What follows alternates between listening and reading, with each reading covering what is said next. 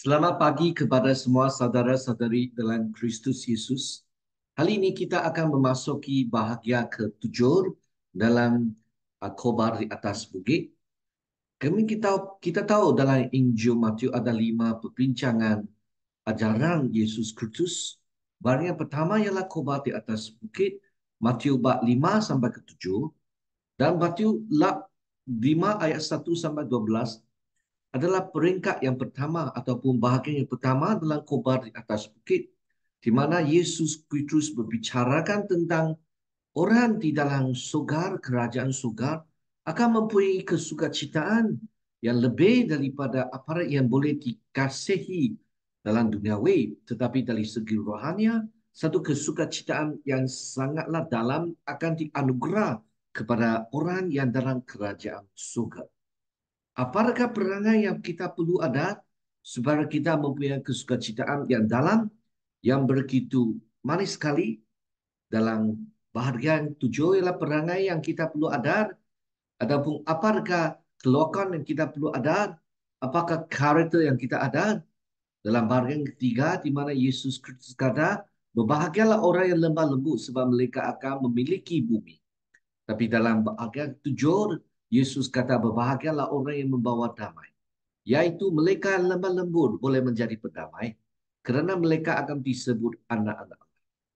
Kita akan terus menggunakan khobar yang ditulis oleh John Wesley, di mana dalam edisi 1872 Thomas Jefferson's Editions. Khasnya kita akan membincangkan bahagian kedua dalam khobar 23 John Wesley tentang khobar di atas bukit nombor 3. Mari kita doa bersama. Tuhan Bapa di surga, kami puji syukur atas karunia Tuhan. Dan pada pagi ini kami ingin merenung akan firman Tuhan dalam Matius bab 5 ayat ke-8, ayat ke-9. Di mana Tuhan Bapa di surga, kami ingin memahami firman melalui hamba-Mu John Wesley, supaya melalui beliau kami boleh lebih mengenal akan firman Tuhan. Dalam nama Yesus Kudus kami meminta supaya Roh Kudus bekerja di antara kami dan kami dikuduskan melalui firman-Mu, dan juga darah Yesus Kudus mengampuni semua dosa kami. Mungkin kami masih ingin tendang balas terhadap sesuatu orang yang tidak begitu hadap baik dengan kami. Mungkin kami sedang berfikir sesuatu yang bukan-bukan. Tuhan bantukan kami supaya kami dapat fokus kepada Tuhan, suci hati supaya kami dapat melihat Allah, Tuhan, dan juga memahami akan Tuhan. Dalam nama Yesus Kristus kami berdoa bersama. Amin. Saudara-saudari, Matius bab 5 ayat 9 menyatakan, berbahagia orang yang membawa damai, kerana mereka akan disebut anak-anak-Ku. Di sini kita akan dibelajari untuk memahami makna sebagai seorang yang membawa damai. Kita diberitahu penerangan tentang orang yang membawa damai adalah orang yang mencintai Tuhan, mengasihi Tuhan dan manusia. Sedar kami membenci segala perselisihan faham dan perdebatan yang tidak berhasil dan tidak berguna. Pengancaran tentang kesucian dalam. Setakat ini Tuhan kita lebih langsung terlibat dalam mengajar agama dalam hati. Apakah iman yang kita perolehi dalam Kristus Yesus adalah satu iman yang tentang dalam. Bukan saja rualan, bukan saja satu ritual rualan, seperti yang dikatakan, oh kita sebagai Kristian pergi gereja saja dah. Kita pergi beribadat saja ya. Tetapi lebih penting lagi kita kata asasnya, bukan saja penting luaran. Luaran itu penting, tetapi lebih-lebih lagi kita perlu memberi perhatian terhadap apa yang dalam kita. Yesus itu menunjukkan bagaimana seorang Kristian harus menjadi. Maka dia terus menunjukkan apa yang harus kita buat di luaran. Jadi kalau kita tidak ada pengajaran dalaman, tidak dapatlah kita ada tingkah laku luaran. Bagaimana kesucian dalam harus ditunjukkan dalam perbuatan luar kita. Jadi apabila hati kita diperkuduskan, dalam diperkhususkan kita dapat tunjukkan di luar. Berbahagialah katanya orang yang membawa damai, kerana mereka akan disebut anak-anak Allah. Jadi definisi pembawa damai adalah mereka yang mengasihi Tuhan dan manusia yang sangat membenci atau mengelakkan semua perselisihan faham dan perdebatan. Semua perselisihan dan pertengkaran. Usaha untuk mencegah konflik. Mereka berusaha dengan segala daya untuk mencegah api neraka itu dinyalakan. Satu hati yang takut sendiri diapikan. Tetapi kita mau dicegarkan, kami mau dielakkan supaya kita tidak dinyalakan dalam api neraka. Maksudnya kita mau lari daripada binasa. Saudara-saudari kita, apabila ketika ia dinyalakan dari menempat atau ketika ia telah menempat dari menyebar lebih luar. Maksudnya, apabila seseorang yang ada konflik, bukan saja kita memfikir api di dalam neraka, tetapi kita pun mau mengelakkan api di antara orang. Kalau ada orang ada konflik, kita perlu berhati berwaspada. Kita mungkin konflik untuk baik, tapi ada orang konflik untuk tidak baik. Kalau kita membincang sesuatu perkara, kita untuk menyelesaikan supaya dia lebih ikut sesuatu yang baik ataupun satu pandangan yang baik, mungkin kita ada konflik berpandangan. Tapi itu tidak mengapikan kita sampai kita menjadi musuh. Tetapi kalau kita bincang sesuatu dengan api yang sangat kuat, sampai macam kita mau menjadi musuh, itu tidak patut. Kita mesti ada satu perfahaman, kita mesti hormat kita punya atasan, hormat kita punya kawan, dengan premis ini, kita barulah berdebat atau berbincang. Mungkin ada konflik, tapi konflik ini tidak menjejaskan hubungan kita. Sebab kita masih kasihi dan hormati satu sama lain. Jadi apabila api itu diapikan, konflik itu hanya konflik saja, kita tidak tanpa ada apa penghormatan ataupun penjaga hati, itu mungkin akan menyebarkan melebar dari menyebar lebih jauh. Saudara-saudara mentenangkan jiwa yang bergolak. Mereka berusaha untuk mentenangkan jiwa manusia yang bergolak, merendahkan nafsu mereka yang bergenjora, melunakkan fikiran pihak-pihak yang bertekar, dan jika mungkin mendamaikan mereka satu sama lain. Mereka menggunakan semua seni yang tidak bersalah dan menggunakan semua kekuatan mereka. Semua bakat yang Tuhan telah diberikan kepada mereka untuk memelihara keamanan di mana dia ada dan untuk memulihkan dia di mana dia tidak dapat. Mempromosikan muhibah. Usaha yang membawa damai bukan saja menjaga keamanan tetapi mempromosikan muhibah, kemesraan, mengesarkan, meningkatkan muhibah bersama di kalangan manusia. Tetapi terutama di kalangan anak-anak Tuhan. Bagaimana dibezakan oleh perkara-perkara yang kurang penting. Mereka berusaha agar semua berjalan layak dengan panggilan yang telah mereka terima, dengan segala kerendah hati dan kelembutan, dengan kesabaran, saling mentanggung dan kasih, berusaha membela kesatuan roh dalam ikatan perdamaian. Jadi pembawa damai dalam makna penuh.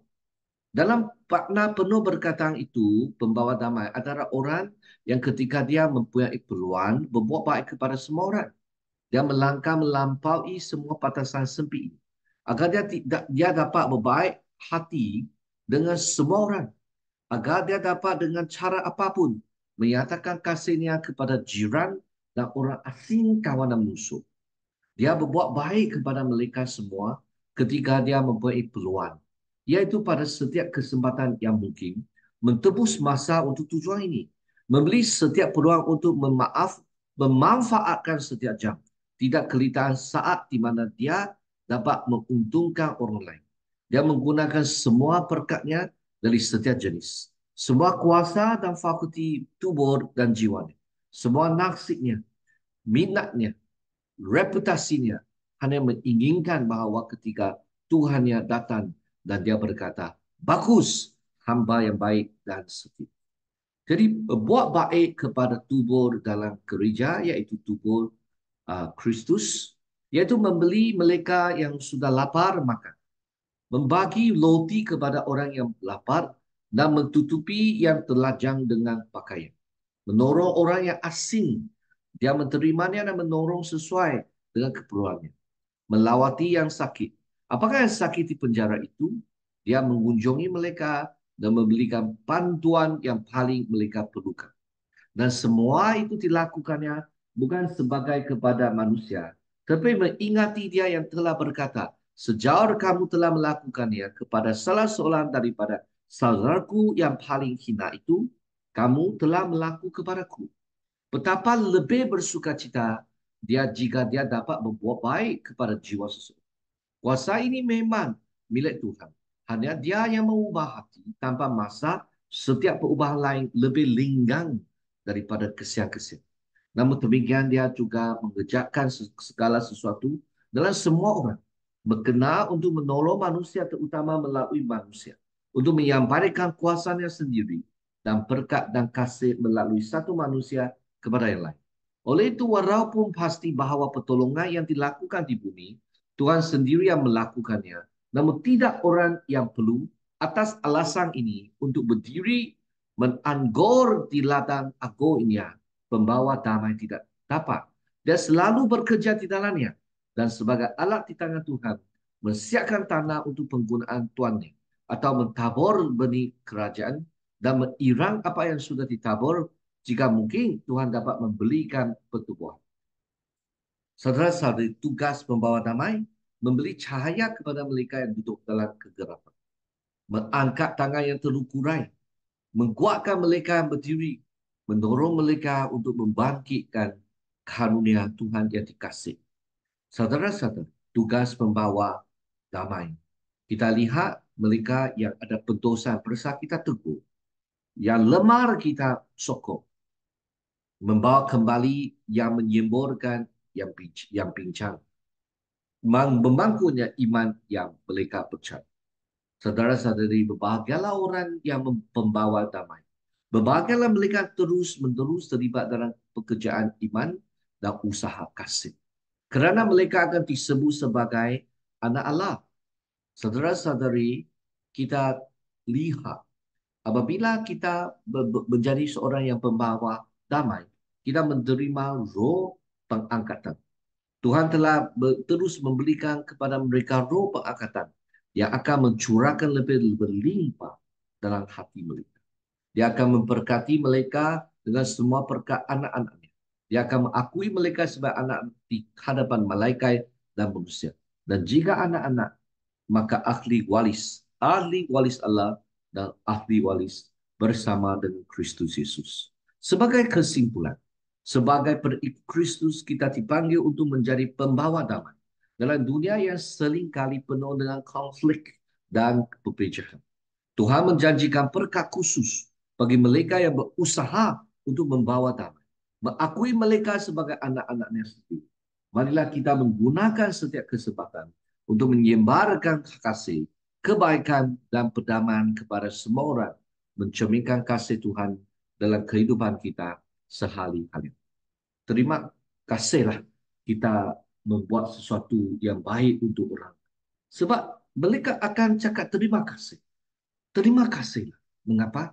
Apabila kita menjadi perdamai, kita menyelesaikan banyak orang yang dalam kesukaan. Ada orang yang dalam kerukaan. Tapi orang yang membawa perdamaian akan membantu mereka. Mereka akan ada hati yang syukur. Puji Tuhan, syukur Tuhan. Saya percaya kalau kamu dalam konflik, kamu memang memerlukan seseorang yang boleh membawa perdamaian itu dalam dua pihak. Yesus Kristus menjadi contoh yang paling baik membawa kita balik kepada pangkuan Tuhan. Mari kita sama-sama berdoa bersama. Tuhan Bapa di surga, bantulah kami bukan menjadi seorang yang mengapikan, menjadi seorang yang membeli konflik untuk membeli perselisihan yang dalam. Kami elakkan kesemua ini. Tuhan Bapa di surga, kalau kita kami secara tidak sengaja menjadi sebahagian daripada konflik, sebahagian daripada perselisihan, Tuhan bantulah kami menjadi rendah hati, lemah lembut di hadapan Tuhan untuk mencari jalan menyelesaikan semua. Suara kami menjadi seorang yang diberkati. Oh Tuhan, apabila Kami ingin membantu mereka yang dalam kesukaran ataupun untuk mentegur sesuatu yang tidak betul. Mungkin kami pun ada kala secara tidak sengaja menjadi orang yang dalam konflik. Tapi bantulah kami seperti Kristus Yesus. Menyerupai Yesus Kristus. Supaya kami tahu status kita, tahu peranan kami, dan kami tahu itu apa yang patut kami demi kemuliaan. Bantulah kami menjadi seorang yang mau memaafkan seseorang. Seorang yang ada kasih dalam Yesus. Dan kami berdoa supaya Tuhan ampun semua dosa yang mungkin kita simpan lama dalam. Oh Tuhan, bantulah kami untuk memaafkan mereka yang melukai kami. Menjadilah seorang yang dahulu mengambil inisiatif untuk mewujudkan suatu situasi yang lebih muhibah, yang suasana yang lebih ada kasih. Puji Tuhan, syukur Tuhan dalam nama Kristus Yesus kami berdoa. Amin. Semoga Tuhan memberkati kamu dan juga sekeluarga kamu dan kita jumpa lagi.